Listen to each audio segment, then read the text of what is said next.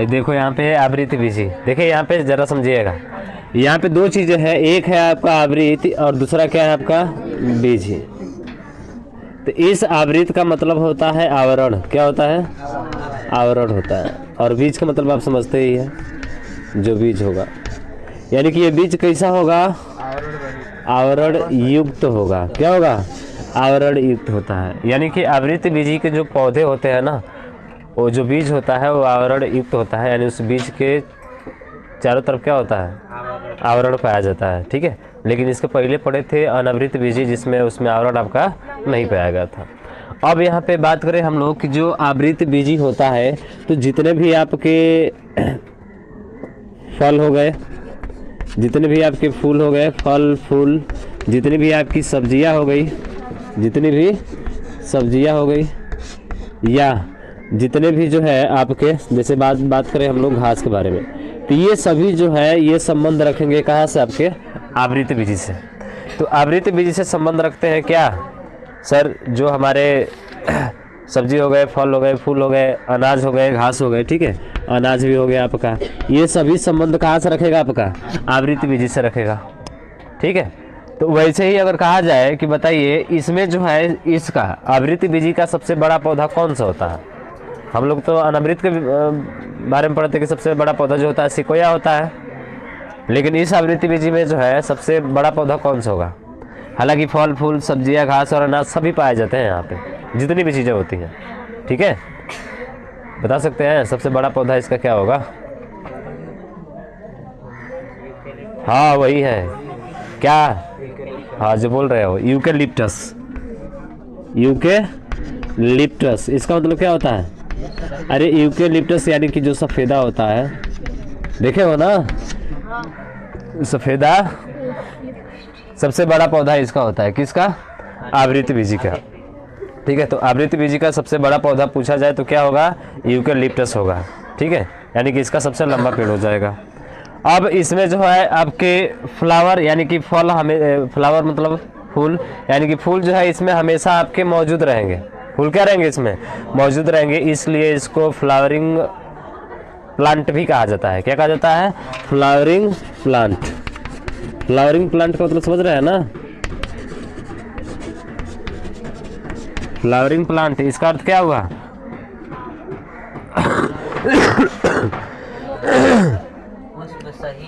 हाँ फूल वाले पौधे, यानी कि फूल वाले जो पौधे होते हैं वो किससे संबंध रखते हैं आपके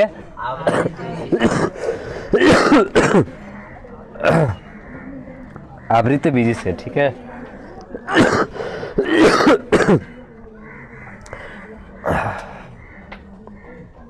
अब इस आवृत बीजी को जो है हम लोग दो भागों में बांटकर पढ़ते हैं। इस आवृत बीजी को जो है दो भागों में बांटकर पढ़ा जाता है, जिसका पहला नाम है आपका मोनोकॉट और एक होता है डाइकॉट। क्या होता है, एक होता है मोनोकॉट और एक होता है डाइकॉट। मोनोकॉट और एक क्या होता है डाइकॉट होता है। दो चीज़ें होती है, दो भागों में ये बटा होता है, एक मोनोकॉट एक डाइकॉट। मोनोकॉट का मतलब होता है एक बीजपत्री, क्या एक बीजपत्री, और इसका मतलब क्या होगा हाँ द्विबीजपत्री, ठीक है। ये दो भागों में बटा होता है। अब एक बीजपत्री में कौन कौन सा आएगा, तो एक बीजपत्री में वो भाग होता है जिसके दो टुकड़े ना हो सके। कहने का मतलब ये है कि एक बीजी पत्र में जो होता है इसके बीज को दो बराबर भागों में बांट नहीं सकते। जिसके बीज को आए सुनो क्या हो रहा है,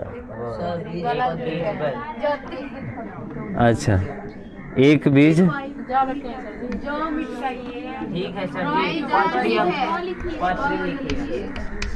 अरे ठीक है सरकार, एक बीज पत्री, ठीक है ना, एक बीज पत्री। तो एक बीज का मतलब एक का मतलब एक होगा और बीज का मतलब बीज होता है आपका, यानी कि ऐसा बीज जिसके जो है अलग अलग भाग न किए जा सके, यानी कि एक बीज के दो भागों में ना बांटा जा सके, वैसे को क्या कहा जाता है एक बीजपत्री कहा जाता है। और द्विबीजपत्री का मतलब जैसे आप चना देखे हैं, चना देखेंगे तो बीच में से दो भाग उसके अलग होते हैं, इसका मतलब वो किसका भाग है डाइकॉट का, द्विबीजपत्री का है आपका।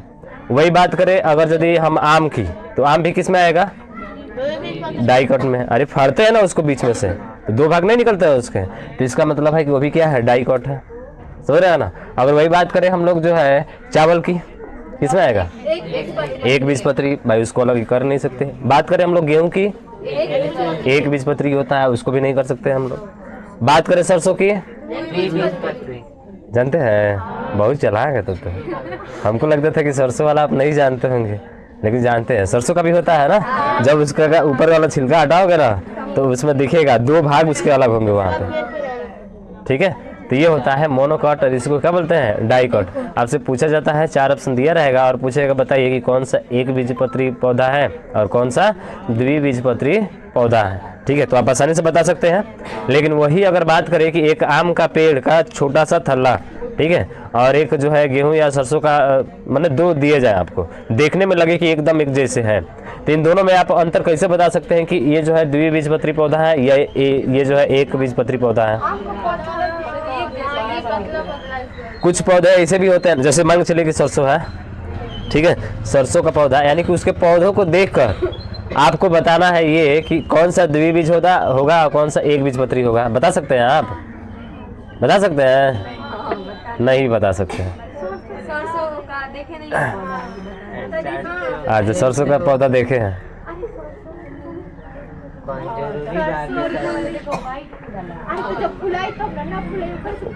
उससे पहले ही की बात कर रहे हैं हम। उससे पहले अगर आपको दिया जाएगा तो आप पहचान सकती हैं? नहीं पहचान सकते। कैसे पहचानेंगे, उसमें कोई अंतर बताइए। आम के पेड़ लेते हैं और एक ले लेते हैं हम लोग, पेड़ नहीं पौधा ही लीजिए, उसको पौधे में तो सभी आ जाएंगे ना।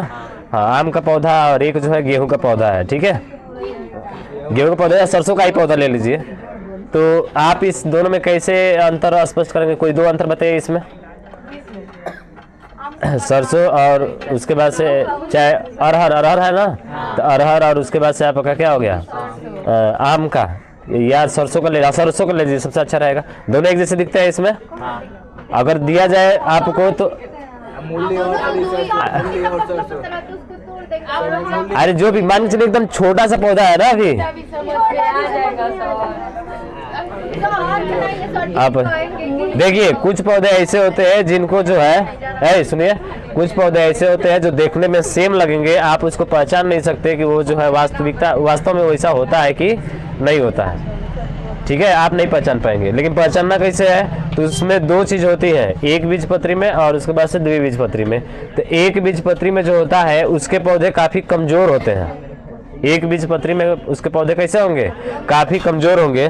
काफी कमजोर होते किस कारण है, तो उसका नाम है अपस्थानिक। यानी कि इसमें जो होता है एक जड़ होता है जिसका नाम है क्या, अपस्थानिक, ठीक है, अपस्थानिक होता है। इस अपस्थानिक के कारण उसकी जड़ें जो होती है ना कमजोर होती है। क्या होती है, कमजोर होती है, जिसके कारण जो है उसको उखाड़ कर फेंक सकते हैं। वैसे आम क्या उखाड़ कर फेंक सकते हैं उसको? अरे मतलब बल ज्यादा लगेगा ना उसमें, इसकी अपेक्षा तो उसमें ज्यादा बल लगेगा ना, और इसमें कम लगेगा। हाँ मानते हैं, उठा फेंकते हैं आप, ठीक है, लेकिन कुछ ऐसे, अब उसका कंपेयर जो ऐसे मत करिए। हालांकि वो तो द्विबीजपत्री का पौधा है ना, हम लेते हैं एक बीज वाला और एक 2 बीज वाला, तो 1 बीज वाला और 2 बीज वाला पौधा लेते हैं। तो यहाँ पे अगर मान के चलिए कि गेहूं है आपका और फिर आपका चना है, तो गेहूं और चना में गेहूं का पौधा जल्दी से उखड़ जाएगा ना, और चना का पौधा को उखाड़ने में थोड़ा सा बल लगाना पड़ेगा ज़्यादा, समझ रहे हैं। तो इसका मतलब है कि इसमें जो होता है अपस्थानिक होता है। सुनिए, ये अपस्थानिक के कारण इसकी जड़ें क्या होती हैं, कमजोर होती हैं, ठीक है। और जो आपका इसमें होता है डाइगॉट में, इसमें बात करें तो इसमें जो होता है उसका नाम है मूसला जड़। क्या बोलते हैं इसको, मूसला जड़। तो ये मूसला जड़ जो होता है ना, ये काफ़ी क्या होता है, मजबूत होता है, और ये होता है आपका कमज़ोर होता है, जिसकी वजह से जल्दी से जो है इसको जल्दी से ज़मीन से बाहर आ जाता है, और ये थोड़ा सा ज़्यादा बल लगाना पड़ता है, इसके कारण आता है, समझ रहे हैं ना। तो इसके आधार पर इसको हम लोग जो है पहचान कर सकते हैं। अगर जल्दी से जो है आपका पौधा निकल जा रहा है, इसका मतलब है कि आपका एक बीजी पत्री पौधा होगा, ठीक है। आपको ऐसे देकर ना पूछे, ऐसे सिंपल में पौधा देकर पूछे, देखने में लगे एक जैसे पर होंगे आपके एक बीज और उसके बाद से द्विबीज, ठीक है। मतलब अगर यदि नहीं है ऐसा तो समझ रहे हैं ना। हाँ, उसके बाद से अगर बात करें कि अगर यदि इसमें भी पूछा जाता है कि जिसकी पत्तियां जो होती है समांतर होती है, जिसकी पत्तियाँ क्या होती हैं, समांतर। यानी कि मान के चलिए पत्ती है और इसके जो ये है ना, ये पौधा है, इसकी पत्तियाँ जो होती हैं क्या होती हैं, समांतर होती है। तो जो समांतर होगी वो आपकी आएगी किस में, मोनोकॉट में आ जाएगी समांतर पत्तियाँ। अब देख लीजिए जैसे कि आपका धान ही हो क्या, हाँ गेहूं का पौधा एकदम देखते हो ना ऐसे सीधा जाता है, देखे हो ना, तो वही चीज़ है। तो उसका जो भाग होता है ना एक समांतर होता है, वो क्या होता है, समांतर। तो समांतर होगा तो किस में आएगा, एक बीजपत्री में आएगा। समांतर होगा तो किस में आएगा, एक बीजपत्री में आएगा। और जो इस तरह से संरचना पाई जाएगी, ये वाला जो होगा ये कैसा होगा आपका, द्विबीजपत्री होगा।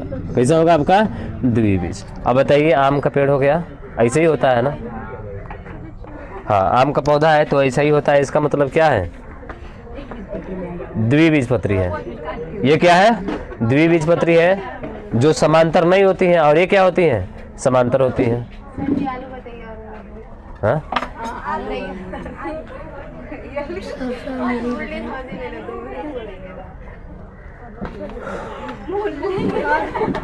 हाँ चलो लिखो लिखो, अब लिख लो इसको दोनों को।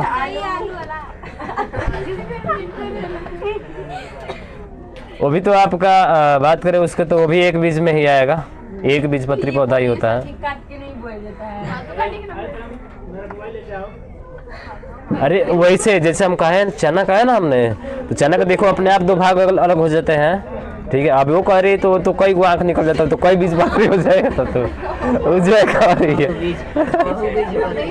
अलग ही होता है, एक ही में आएगा आपका, ठीक है। उस तरह से कहेगी तो ना एक में आएगा ना दो में आएगा, तो कई को में आ जाएगा। डाल रख लो, चलो लिखो, लिखना आवृत बीजी, हेडिंग है आवृत बीजी।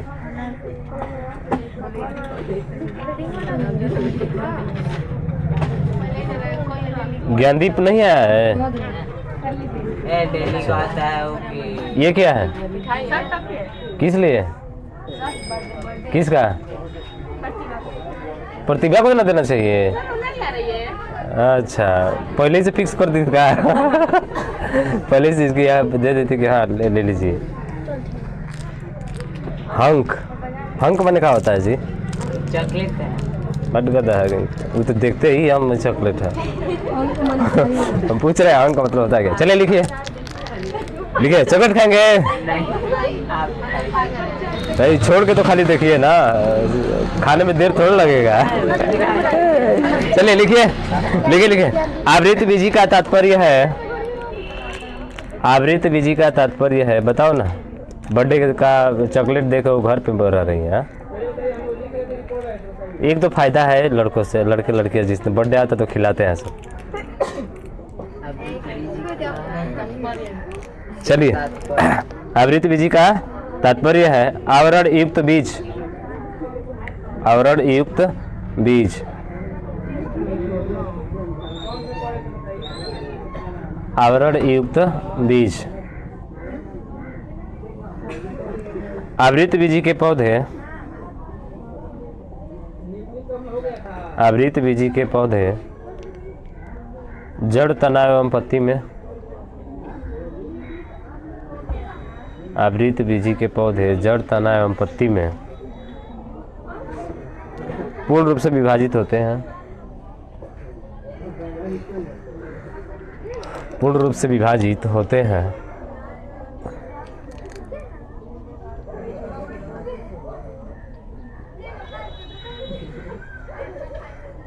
पूर्ण रूप से विभाजित होते हैं। आवृत बीजी के पेड़ पौधों में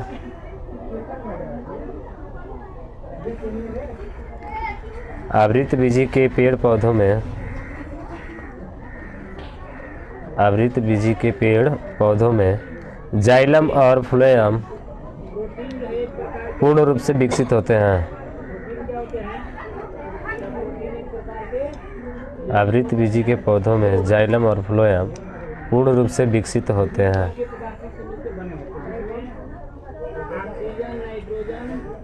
आवृत बीजी के पेड़ पौधों में जाइलम और फ्लोएम पूर्ण रूप से विकसित होते हैं। अल्प मात्रा में अन्य भी चीजें होती हैं जैसे अगला पॉइंट लिखिएगा। आवृत बीजी के पौधों में फल और फूल उपस्थित होते हैं। आवृत बीजी के पौधों में फल और फूल उपस्थित होते हैं। मैग्नीशियम सल्फर लोहा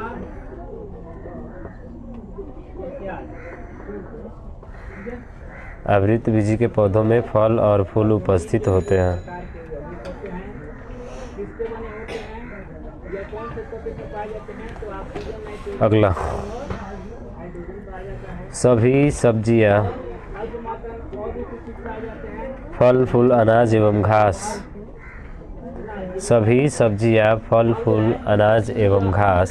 प्राप्त कहाँ से होता है तो यमुना को सभी सब्जियां, फल फूल अनाज एवं घास। प्राप्त होता है मतलब जो कुछ भी आप सभी सब्जियां, फल फूल अनाज एवं घास यहाँ से संबंध रखते हैं।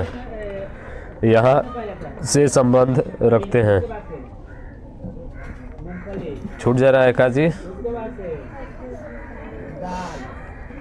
सभी सब्जियां, फल फूल अनाज एवं घास फल फूल एवं घास यहाँ से संबंध रखते हैं।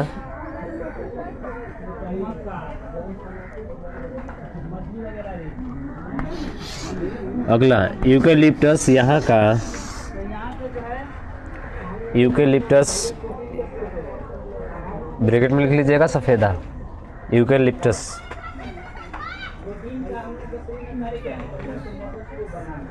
यहाँ का सबसे लंबा पेड़ होता है। यहाँ का सबसे लंबा पेड़ होता है। यहाँ का सबसे लंबा पेड़ होता है।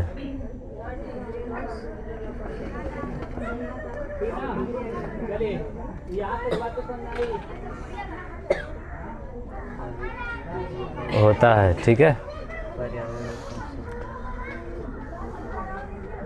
अगला, आवृत बीजी के पेड़ पौधों में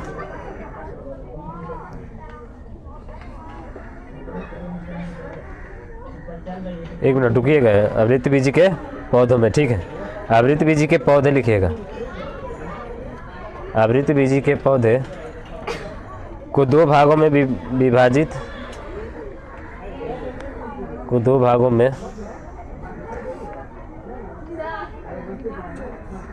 आवृत बीजी के पौधे को दो भागों में विभाजित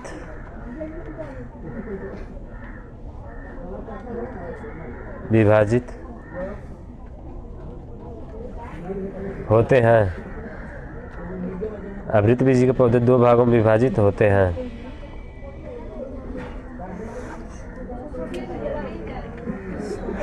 क्या हो गया? गड़बड़ हो गया? नहीं, वो जो है गोसिया रही है।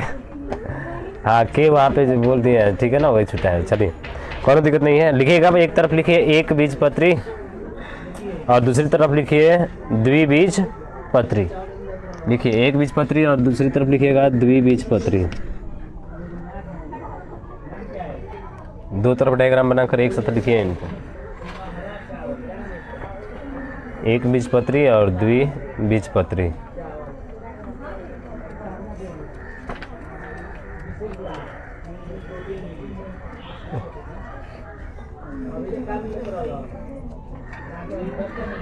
हो गया। पहला नंबर लिखिए इसमें, एक बीजपत्री में लिखिए पहला नंबर। इसके बीच दो बराबर भागों में विभाजित नहीं होते हैं। इसके बीच दो बराबर भागों में विभाजित नहीं होते हैं।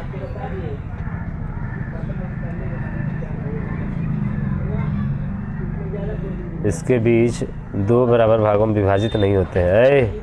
तनी ठीक से लिखो, क्या लिखा है? दो बीज बोले हैं तो गधा कुछ और ये लिखता है। अरे इसके बीज, अरे बीज, अरे एकदम लॉली का रोल निभा रहा है ये गधा। अरे क्या बीज को बीच बना दे रहे हैं सब। दो बराबर इसके बीज दो बराबर भागों में विभाजित नहीं होते हैं। इसके बीज दो बराबर भागों में विभाजित नहीं होते हैं। और उसमें लिखिए होते हैं। खाली होते हैं। नहीं नहीं, उसको पूरा लिख दीजिए। इसके बीज दो बराबर भागों में विभाजित होते हैं, उसमें इसका उल्टा हो जाएगा। इसके बीज दो बराबर भागों में विभाजित होते हैं।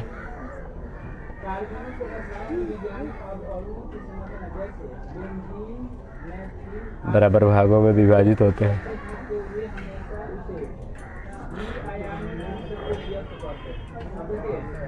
विभाजित होता है। दूसरा नंबर एक बीजपत्री में लिखिएगा। इसकी पत्तियां लंबी होती हैं। इसकी पत्तियां लंबी होती हैं। इसकी पत्तियां लंबी होती हैं। ऐसे आलू तो हमको लगता है मोनो डाइकॉट में आ जाएगा ना, डाइकॉट में आएगा। हाँ चलिए। इसकी और इसमें समांतर रेखाएं उपस्थित होती हैं। इसकी पत्तियां लंबी होती हैं और इसमें समांतर रेखाएं उपस्थित होती हैं। हाँ ठीक है, आलू डाइकॉट का ही हो जाएगा, द्विबीजपत्री होगा। समांतर रेखाएं उपस्थित होती हैं और इसमें समांतर रेखाएं उपस्थित होती हैं। चाहेंगे तो डायग्राम बना सकते हैं इस तरह का, ठीक है।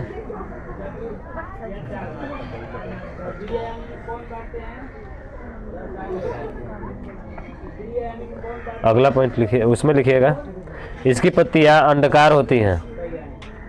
अंडाकार। इसकी पत्तियां अंडाकार होती हैं।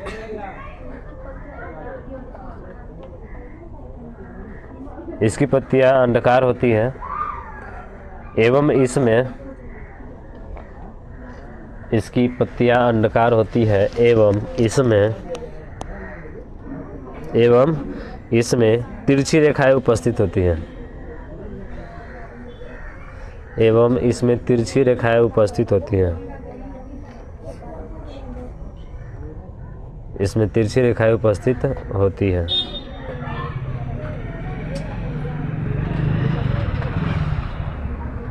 इसमें लिखिए, एक बीजपत्री में लिखिएगा। यहाँ पर अपस्थानिक जड़ कहाँ पे है? ये वाला। यहाँ पर अपस्थानिक जड़ उपस्थित होती है। यहाँ पर अपस्थानिक जड़ उपस्थित होती है। यहाँ पर अपस्थानिक जड़ उपस्थित होती है क्योंकि, एक मिनट रुकिएगा, उपस्थित होती है। यह कमजोर होती है। उपस्थित होती है, यह कमजोर होती है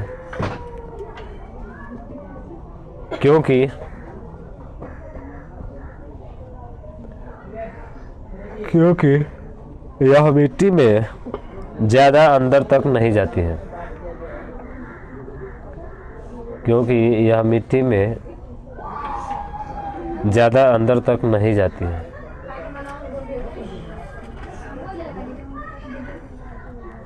क्योंकि यह मिट्टी में ज़्यादा अंदर तक नहीं जाती है।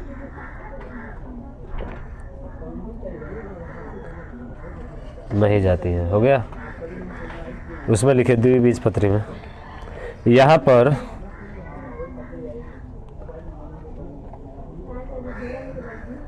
पर मूसला जड़ उपस्थित होती है। यहाँ पर मूसला जड़ उपस्थित होती है। यहाँ पर मूसला जड़ उपस्थित होती है और यह मजबूत होती हैं। और यह मजबूत होती हैं।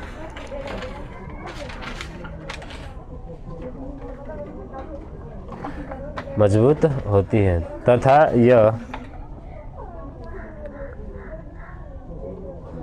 यह मिट्टी में ज़्यादा गहराई तक जाती है।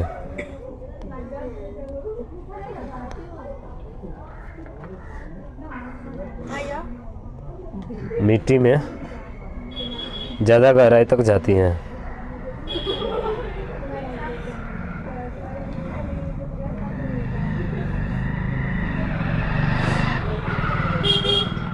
ठीक है। हाँ, एग्जाम्पल लिख सकते हैं दोनों में, लिख दीजिए अपने मन से जो बताया उसको। धान हो गया, गेहूं हो गया, ठीक है। इसमें आ जाएंगे आपके एक बीजपत्री में धान और गेहूं, ठीक है। उसमें आम हो गया, अमरूद हो गया, ठीक है। आम, अमरूद,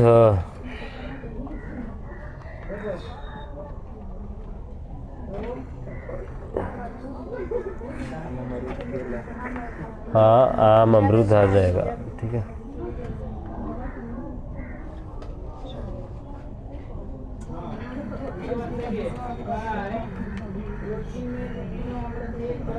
अभी लहसुन प्याज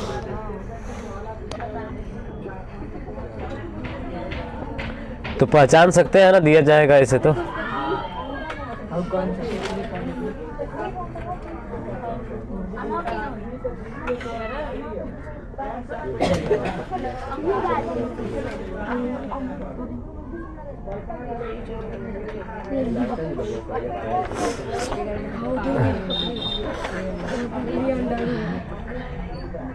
चना भी हो सकता है, मटर लिख सकते हैं आप, ठीक है। सरसों लिख सकते हैं उसमें।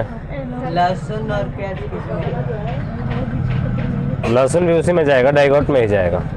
डाइगॉट में नहीं जाएगा, किस में जाएगा? मोनोपार्ट में जाएगा। वो पता नहीं क्या नाम है।